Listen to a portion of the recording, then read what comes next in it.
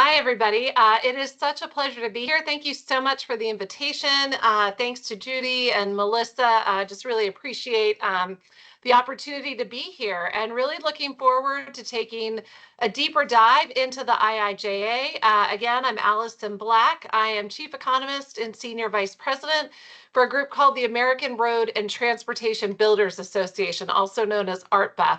So we are based in Washington, D.C. We are an advocacy organization, and our members include just a wide variety of companies and businesses that you would expect to really see on a job site, right? So out there for highway, whether it's highways, bridges, transit, rail, airports, our members include contractors who are building the structures. We have planning and design firms. We have even finance groups involved in public-private partnerships. We also have a research and education division, and a number of state DOTs and local and county officials also belong to ARTBA. So have a very big tent, and we try and bring all of those folks together to represent their interests on Capitol Hill. So we follow things like regulatory issues. We take a very deep dive into advocating for more funding. And part of my job is to help those advocacy efforts, but also to track the market. So obviously the Infrastructure and Jobs Act has been an absolutely huge game changer for the industry and the market, and I'll walk you through that. And the key three takeaways today: first thing, the bill, the IIJA, is absolutely working. The money is working its way through the system just as we would expect, given what we know about the highway and bridge construction industry in the US. There is more to come.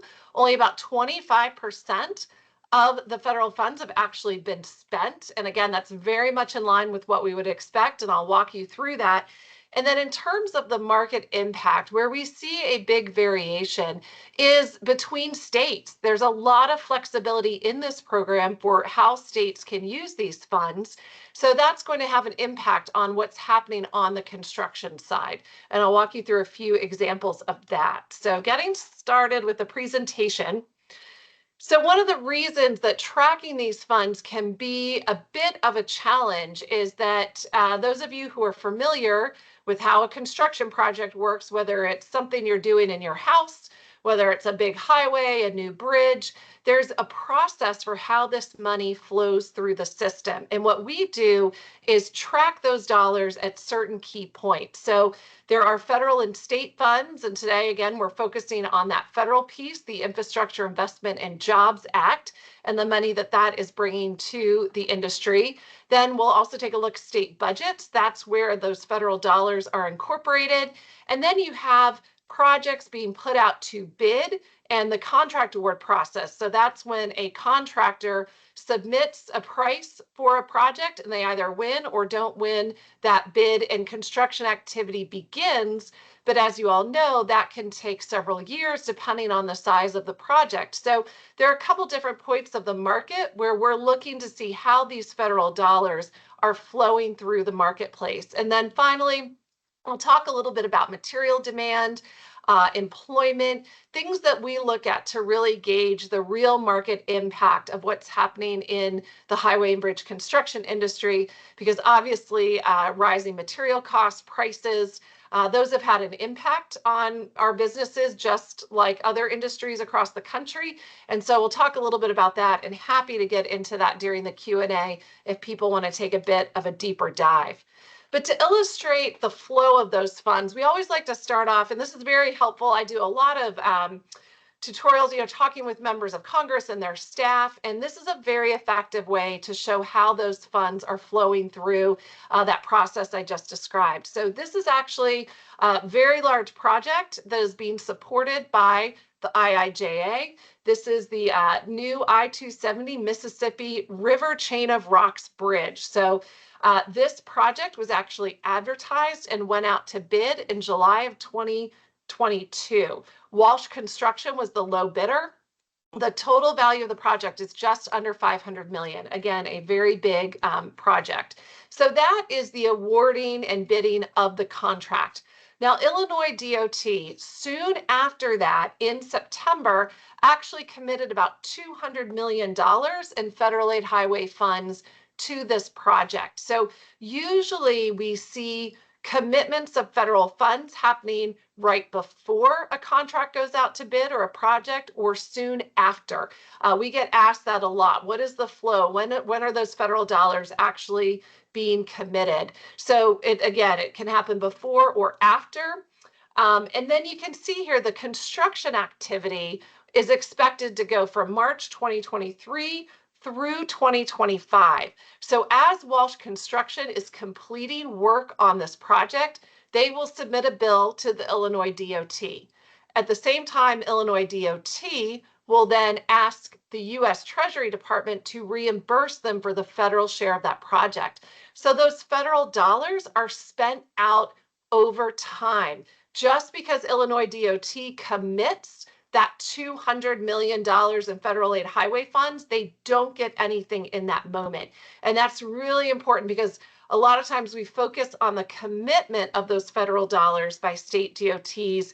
That money is just at the beginning of that pipeline, but it gets spent over time. So those are the key metrics we're looking for. Now, what I think is really interesting about this project is then we went back to take a look at what was happening. And you can see there that the groundbreaking happened in June 2023, so a little bit later than they expected, but that's almost a year after when the commitment of those federal funds was made and when the project was put out to bid. Sometimes, depending on the complexity of a project, it can take a while for groundbreaking to actually occur. And that is not unheard of. So here, there's a big press release, there's a ribbon cutting, as there often is when a new project gets underway. But what I thought was really interesting is there's not much mention in here that there are substantial federal dollars supporting this project. And that is one reason that there seems to, I think at times, be a disconnect between sometimes with the American public. They see these projects, they don't always understand how the federal dollars are really supporting what's happening. And so one thing we have done for the last 10 years is we have pulled together this state map, which gets a lot of attention when we take this up to the Hill, when we share this with state and federal lawmakers. This is looking at the ratio between federal reimbursements for ongoing highway and bridge construction work to the state DOTs, and then what the state DOT is actually spending on capital outlays. And the reason this is such an important statistic, it's a really good rule of thumb for how important that federal aid highway funds, how important those funds are to the entire highway and bridge construction market. So we're not including local spending here, which certainly local governments have their own projects and certainly have highway and bridge construction work. We're just focused on the state DOT. And that is because the federal aid highway program, those funds largely have to be used for major capital outlays. So you cannot use federal aid highway funds to just fix potholes on a local road in a subdivision. There are certain parameters for the federal aid highway program. So these funds are going towards major reconstruction and repair, largely on interstates, the national highway system, those key roads that really connect communities and are important to the U.S. economy. And because they have to be spent on capital outlays, this ratio is a really good way to, again, give us an idea of how important those federal dollars are to state capital programs. And that is why, we fully expected, and what we have seen is that the record level investment under the IIJA, particularly in the first year, has been able to really significantly move the entire highway and bridge construction market since it was enacted. But you can see here some states, they take those federal dollars, they match it with their state money. Usually federal funds account for about 80% of an eligible project, and then states are covering the other 20% of the cost. There are many areas that, many states that take that those federal funds, they match it with their state money, and then that is their entire capital program.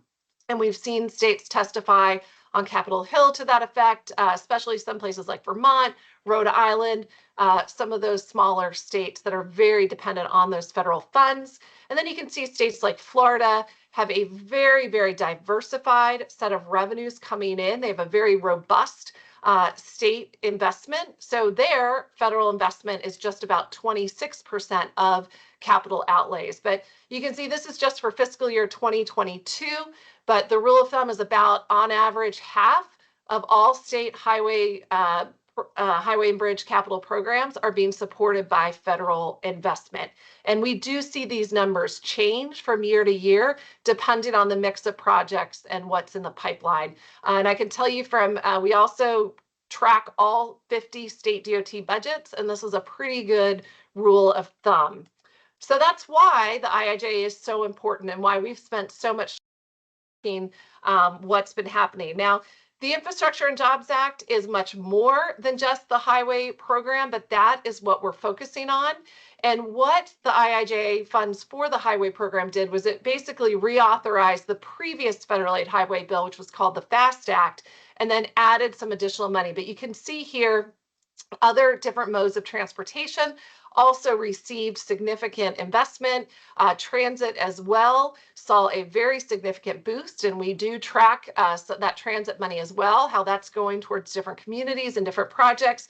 But rail, airports, multimodal grants, ports and waterways, broadband, just a whole list of different types of infrastructure that received funds. But you can see the highway program, highway and bridge program, was the biggest piece of that at just under $350 billion. And the way that those highway dollars were basically set up in the law, in the bill, was that the big boost really came in fiscal year 2022. So there was a record increase in highway and bridge federal investment, an increase of about 38%. We actually had to go back to the first 2 years of the bill to find any sort of annual year-on-year increase that was even close to what we saw in 2022. So what you're looking at, most of the funds in those blue columns are the core formula program, which is where states have a lot of flexibility to put money towards projects that they prioritize. And I'll tell you a little bit more about that in a minute. But they have a lot of flexibility of where to use those funds. Those are most of the program funds here. But from a market standpoint, that big increase was in fiscal year 2022. And then you can see the outer years, the annual increase is really just in that range of 2 to 3%, what usually inflation has been. So that big boost is really working its way through the system right now. So these are the dollar amounts that states can commit and put towards projects. And again, that money is spent out over time.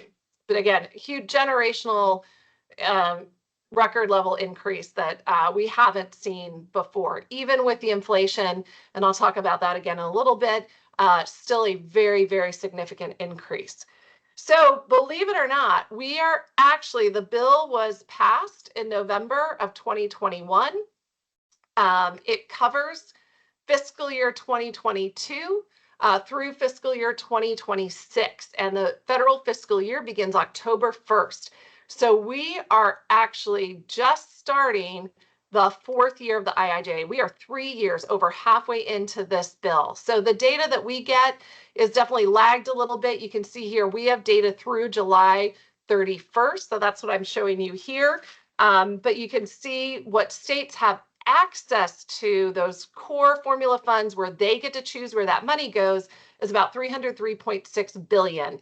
The difference between that and the $350 billion are USDOT discretionary grants, grant programs where states certainly can apply, and local areas as well, for some of those awards. And I'll talk about that in a little bit.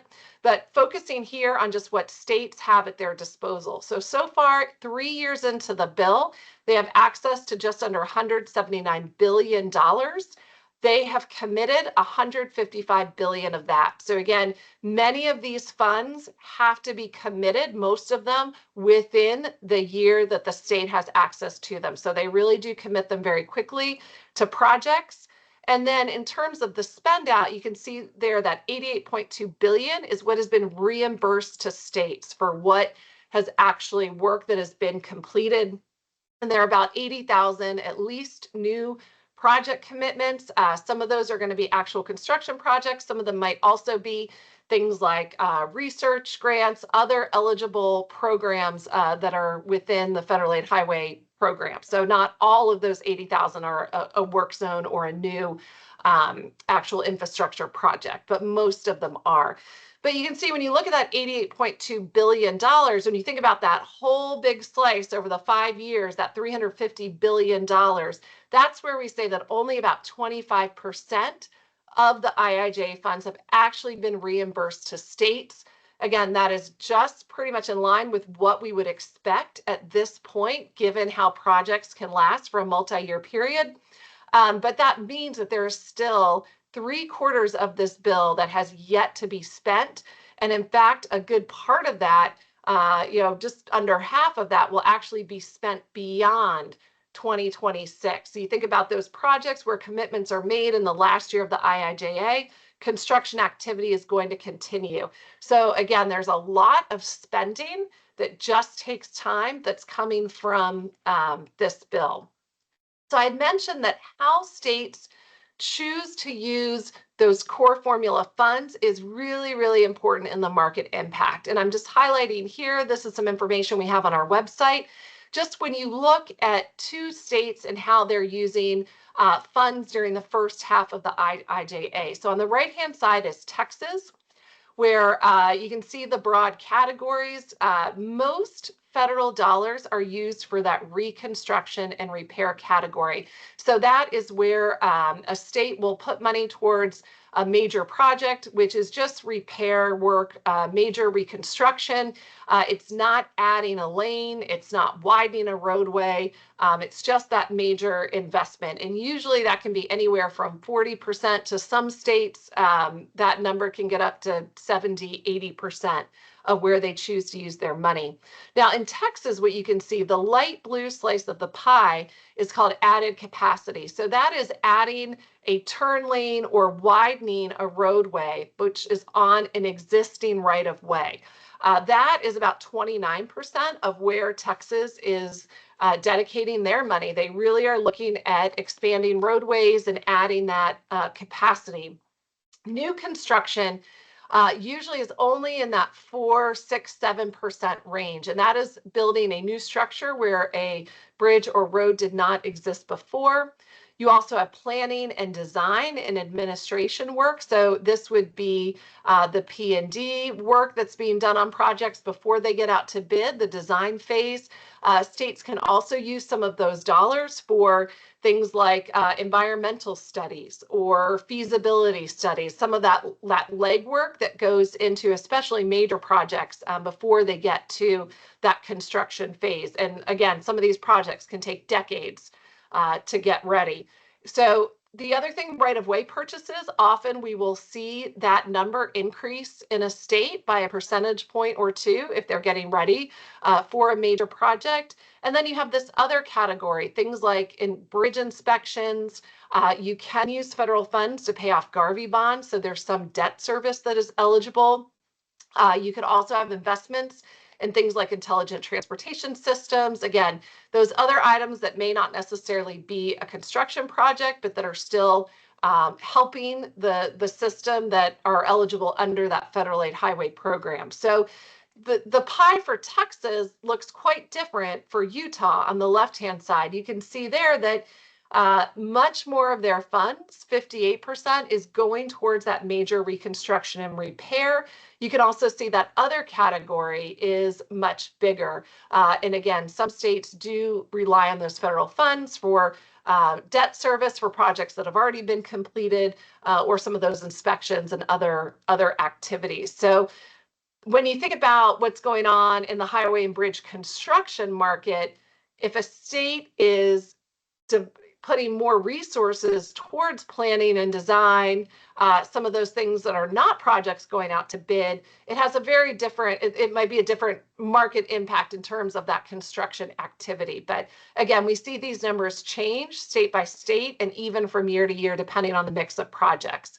But here, just to give you an idea, when we look at that major reconstruction and repair, new construction, adding capacity, you can see right down the middle, there's actually a lot of work in those areas, from Texas going up north to the border with Canada. Those are states in dark blue where the first half of the IIJA, 80% or more of those federal dollars, the value of those projects is going towards what we would consider those key construction related activities. And then you have states that are a little bit lighter, where they're choosing to put funds in different places. And I mentioned Florida. Florida often uses some of their federal funds for the planning work. They also, because of some of the additional requirements for the federal aid highway dollars and the projects, a lot of times they'll use their state funds for some of their larger projects and really use the federal funds towards some of their more mid-level, I would say, mid-level projects in terms of dollar amount. So each state, again, just does it very differently. Nothing is right or wrong, but it just has a different impact in terms of market and construction activity. So that final piece, we've kind of talked about the commitment of those funds, those high levels of obligation, and then I wanted to take just a few minutes and talk about that spend out of those federal dollars. So here you can see this is what the Federal Highway Administration and the Congressional Budget Office, their estimate of how those federal dollars are spent out over time. So this is not just construction. This is anything, any spending that comes from that Highway Trust Fund and the Federal Aid Highway Program. So you can see here in a year where funds are committed towards a project or program, on average, about 25% of that value is spent or reimbursed to the state in year one, and then about 41% is reimbursed in year two, which again, if you think about the spend out of a construction project being on the job site, that makes a lot of sense. A lot of times the major construction activity often happens in year two. Year one might be some ground clearing, site work, there's activity, but it's really usually year two where the major construction activity is going on for some of those bigger projects. And then for discretionary funds, which I mentioned before, that's about 13% of the bill, but it gets a lot of attention. For the discretionary USDOT controlled grants, those have a very different look to that spend out, and that's often because these projects can take longer to ramp up. They're often announced or funds are committed, and it just takes longer. Many times, well, in all cases, there's a federal funding grant that has to be signed. There's some other legwork and things that have to go into that project. And that delay is actually something I'll talk about. Just again, it's a very different spend out. So I mentioned that big jump in fiscal year 2022, and this has been really important and something we've been looking at because in some cases people say, well, we had this big 38% increase, but shouldn't we be seeing more in the market? Shouldn't we be seeing even more construction activity?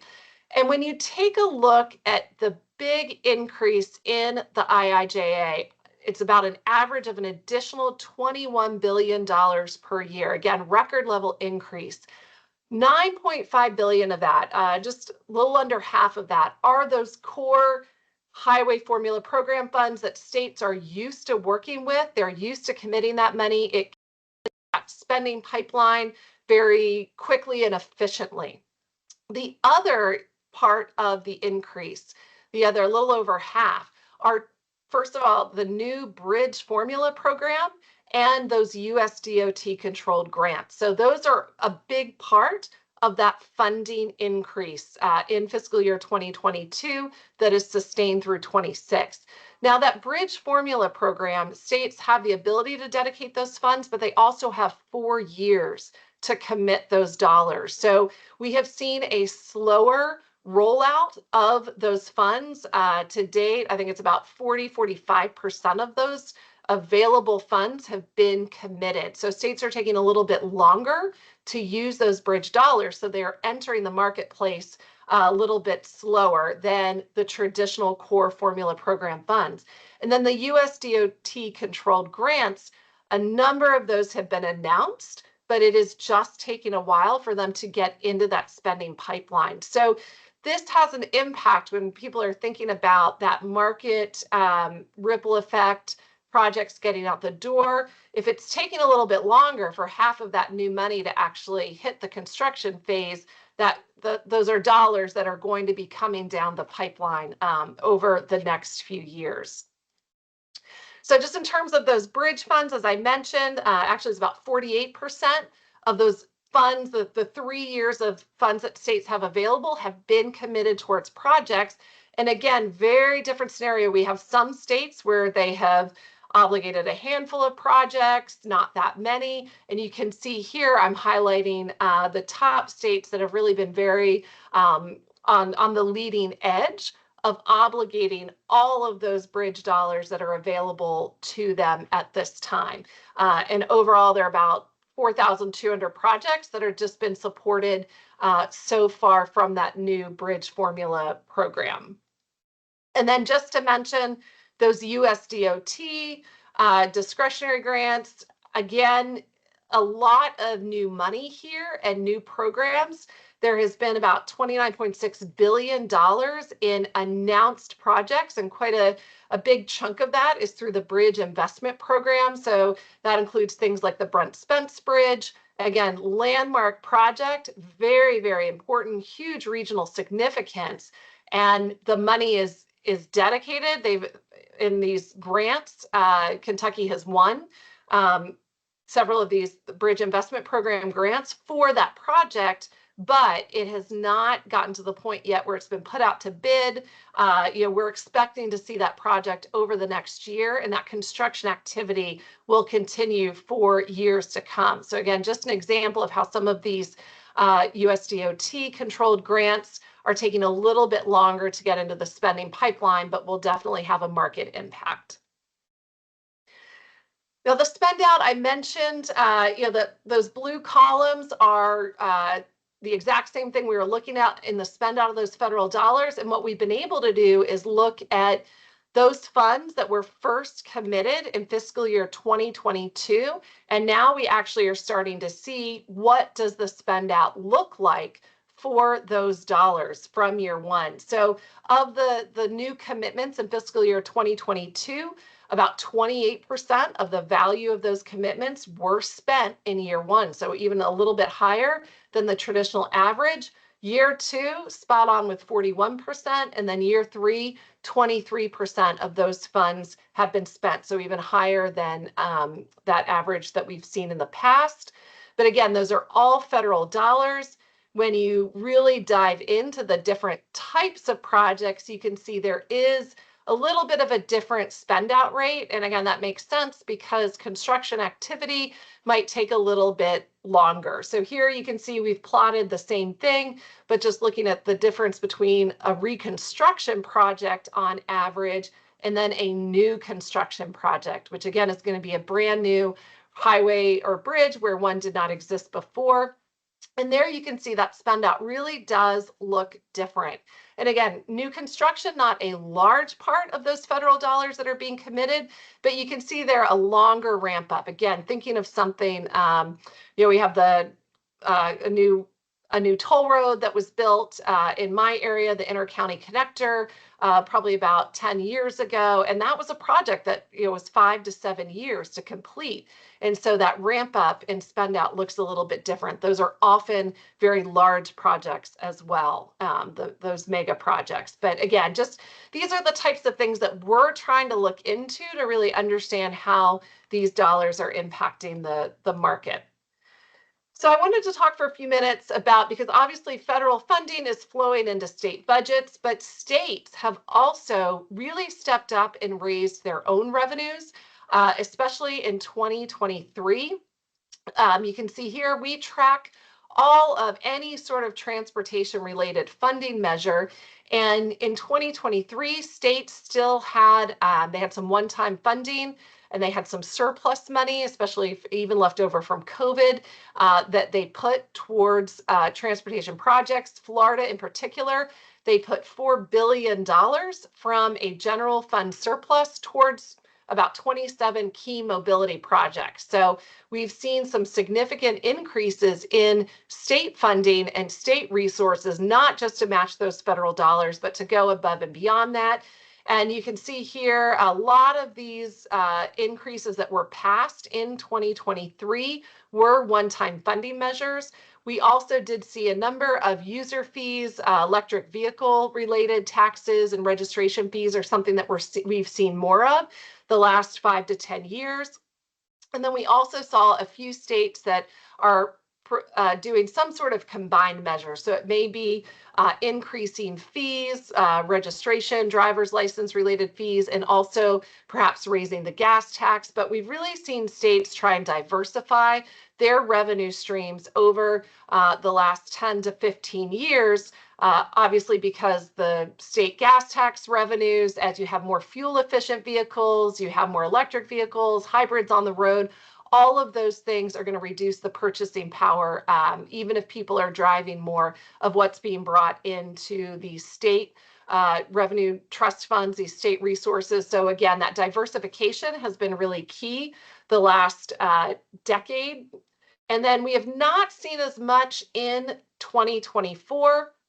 That is not alarming. This is very common in an election year. We usually do not see many revenue increases. New Jersey would be a case here where we did see an increase in the gas tax that was approved, but usually we don't see a lot of state funding activity. However, we do know that there are probably about a dozen states that are getting things in line to try and increase their revenues in 2025. So we do expect that to pick up again. But what that means, all those one-time funding increases, is that state budgets have been very, very strong the last few years. I mean, state DOT, Department of Transportation budget. So we do track these for all 50 states.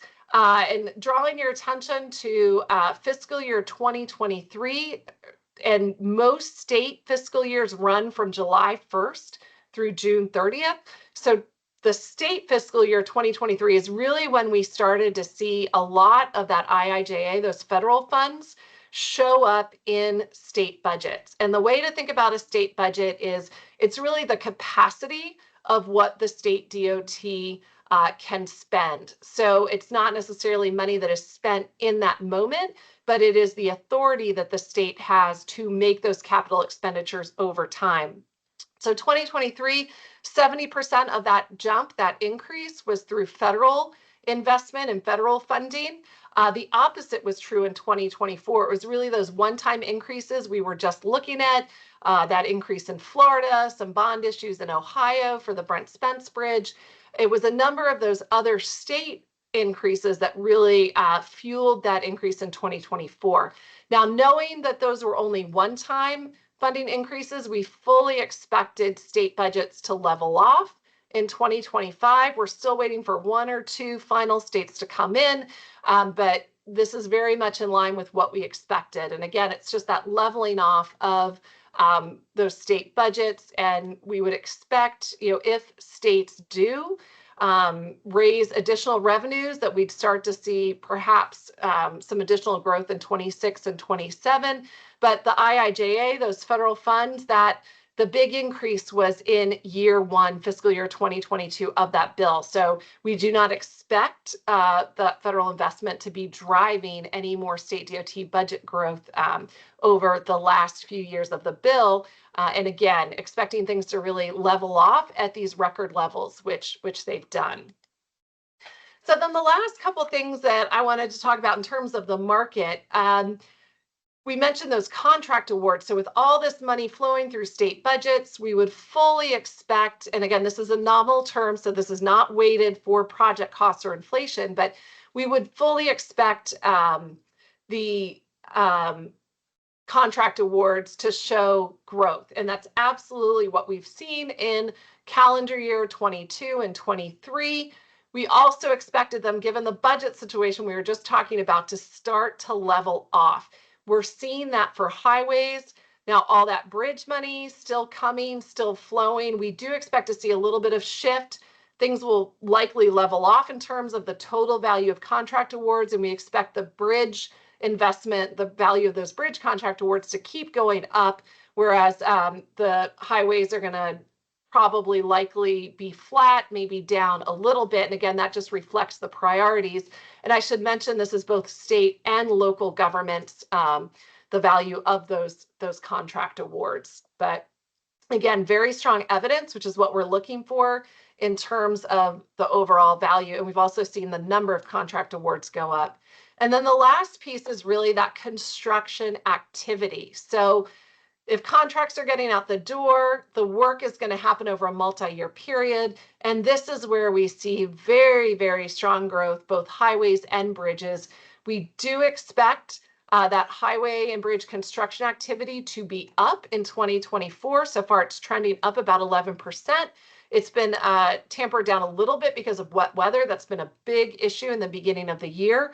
But we do expect things to be very strong and steady in 24 and in 25 as well, maybe not up in double digits, but we do expect this construction activity to continue to grow as work on all those projects is continuing to get underway, and especially some of those bridge numbers. Once the Brent Spence Bridge is awarded, some other big projects that are close to getting to that contract phase, you'll start to see that really move those bridge construction numbers. So real growth, that's something that we get asked about all the time with the increases in material prices, construction costs, labor challenges.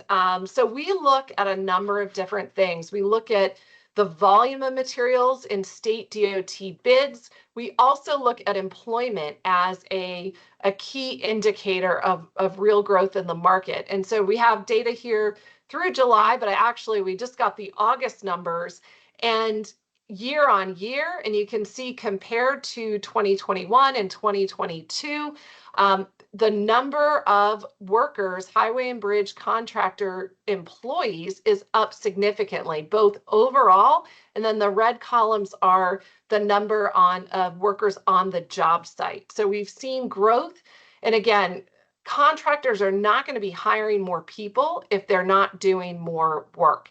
Now, wages can be an issue, certainly. We've seen modest wage growth overall for the nation, but when we dive into county-specific wages for highway and bridge contractors, that's where we can see some very significant double-digit growth in annual wages, especially in areas that might be getting more work from the state DOT, maybe 3 or 4 projects where usually they might see 1 or 2.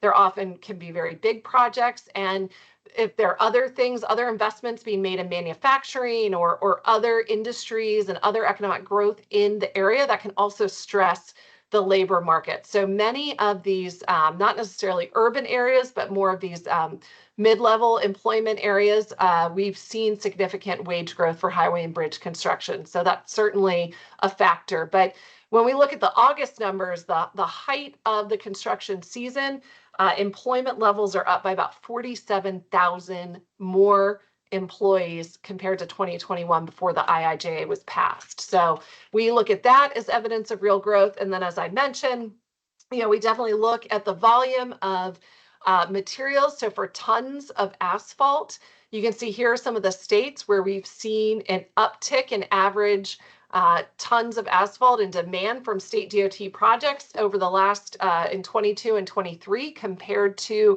2021 before the bill was passed. This can be up and down depending on the mix of projects, but again, we're looking for evidence of real growth, and that just gives you an idea of where some of the work is going on. And same thing with concrete and cement. We've seen steady growth in that area as well. Asphalt tends to be a little bit more volatile up and down, but overall, very steady growth in the demand of materials. So again, actual volume of materials, not the price of the cost of the materials, but we've seen very steady growth there. So those are the types of things that we're looking at. And we estimate that probably real growth in 22, 23 averaged probably about 8 to 10% a year. And again, the market, the value of contract awards was up over 20%. So there's definitely an impact of higher costs and inflation. And then the last few things that we really try and emphasize on the advocacy side. So when we are out there talking about this bill, this is a program. There is at least one IIJA supported project in almost every county across the US. This is a program that has a very, very wide impact on just about every community in the country. So that is something that we emphasize when we're talking about the bill. And the other thing that I think is really important to remember is that these are having a huge impact in local communities in terms of safety, excuse me, and getting projects completed that have been on the books for years. And then finally, please visit our website. We have a lot of information there. So a lot of the things I've talked about, you can drill down, excuse me, been talking too long, and find that information for your state. Because again, we really want to make this accessible to the public. So with that, I will turn it back over and see. Happy to answer any questions. Thank you, Dr. Black. Does anyone have any questions? I know it was a lot of information.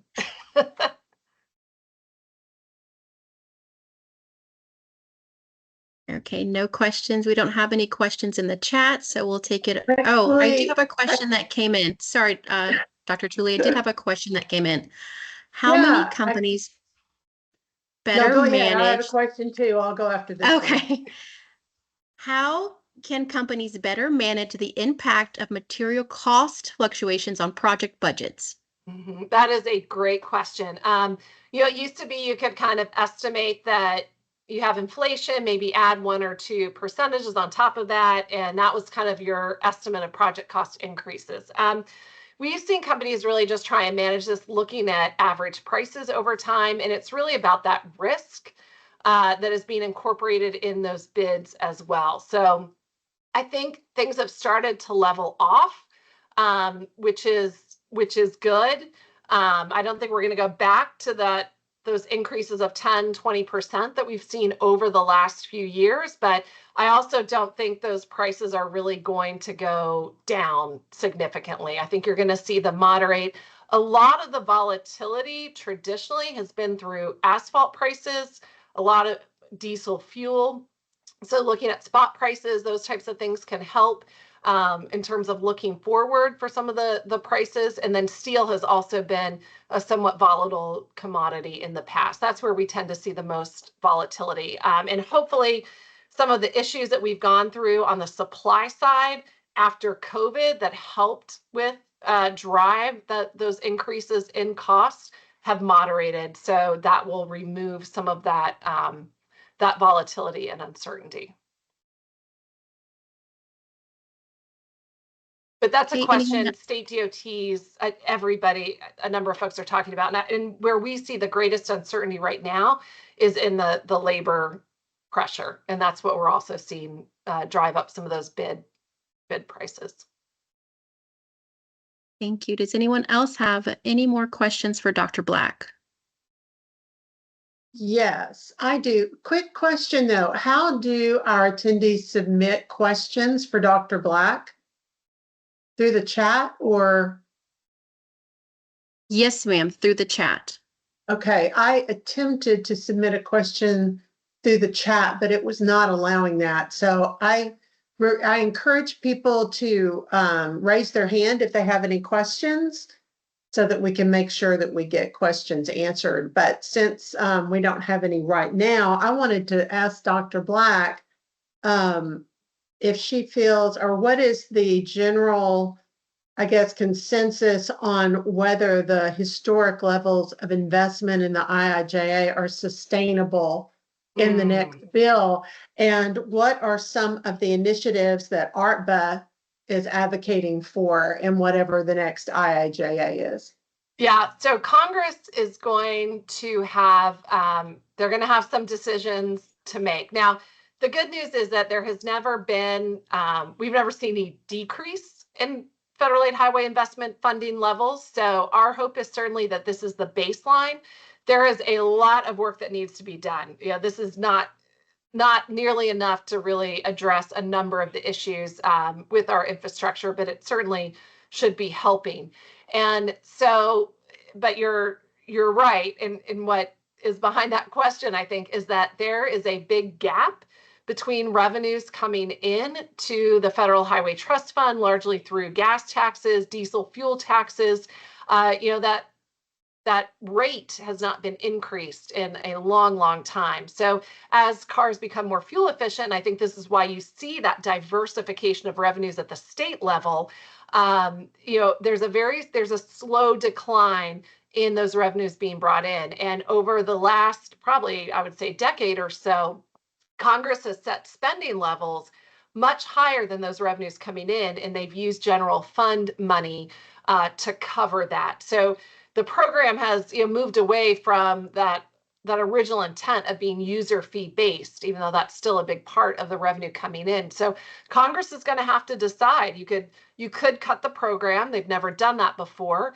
You could raise revenues. I don't know that there's much of an appetite for that in terms of the gas tax, but you could look at what other states have been doing and come up with some other sort of revenue increase, or use general funds, which is what they've done that's what they did for the IIJA. So they're going to have to make that decision. I think you're going to start to see those discussions happening very soon. And within ARPA, we certainly, like I said, we've got that really big tent. We bring together all of those industry representatives to provide a roadmap and a vision of where the next bill could go.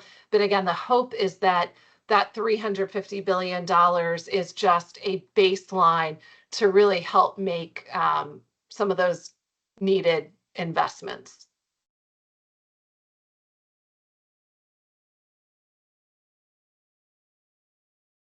Okay, do we have any other questions? All right, well, I have one more. I just wanted to give you, Dr. Black, an opportunity to talk a little bit about the Research and Education Division of ARTBA, because I know a lot of our attendees today are from universities, and some of whom are members of ARTBA and some of whom are not. So one of the other things that Dr. Black does for ARTBA is manage the Research and Education Division activities. So I thought I'd give her a chance to talk a little bit about the benefits of membership. I appreciate that. The Research and Education Division, it's one of our 8 membership divisions, is extremely important to ARPA. That voice is very important in developing policy and the roadmap that I mentioned that we use on Capitol Hill. And the voice from the research community is something that is very, very unique to ARPA. Many associations do not bring together all of that diverse group of industry professionals that we have. So we really rely on the research and education community. In terms of the membership, it's, I think, $250 a year. It's a very low cost.